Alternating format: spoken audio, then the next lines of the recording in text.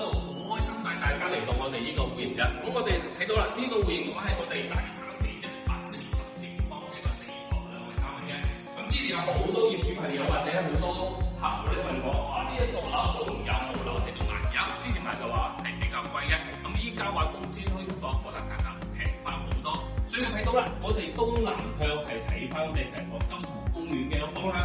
另外嘅話可以睇到海嘅，但係我哋成個陽台咧就係一個空中花園嘅一個陽台設計。另外嘅情況之下咧，呢個客廳嘅話會有接近米4嘅一個正常空間，南北對流南北對流。另外嘅話廚房同埋餐廳位置，我哋嘅餐廳有去到3米3嘅一個空間。呢個位置一話好多客戶問，好似呢啲房嘅情況之下，我哋北邊會唔會擋咧？呢一套樓係淨係會擋㗎，因為我哋喺3期同埋4期之間嘅一個小路入邊望翻出嚟，整體個空間仲係比較舒服㗎。另外嘅話，我哋係客廳同埋房間嘅分離嘅，咁會有翻所有唔同嘅居住嘅一個舒適度。客房嘅話係有3個，每個客房嘅話都可以放得落一個1.5米嘅一個床。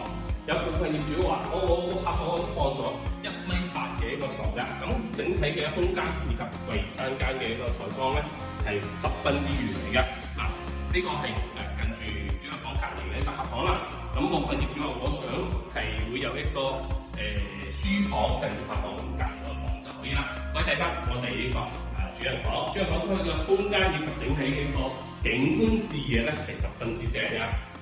另外嘅話，呢個主人房嘅空間係好大，真係好大，幾多尺寸咧？暫時未睇到。咁我轉頭咧留意翻我哋嘅一個視頻右下角或者評論區，你睇到喎，我俾翻整體嘅尺寸圖俾你哋。另外嘅話，我哋成個主人房我哋啦，呢個位置雙面嘅一個衣帽間位置啦，係主要係送俾你嘅。另外我哋成個主人房咧係望翻出去，我哋中心方向整體嘅一個情況係十分之好。咁採光度係十分之好㗎，因為今日有少少陰天，但係咧整體成套房咧光線咧係十分之完美嘅。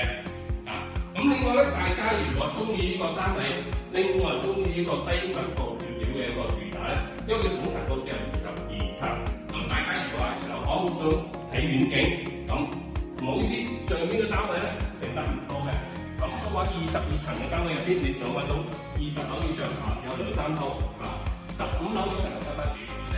所以嘅話，如果真係比較中意呢個單位，或者想過嚟參觀，盡快嚟到我哋俾咗啲資料，俾個效果同埋俾埋個價格俾你嘅。咁電話啦，我哋呢邊。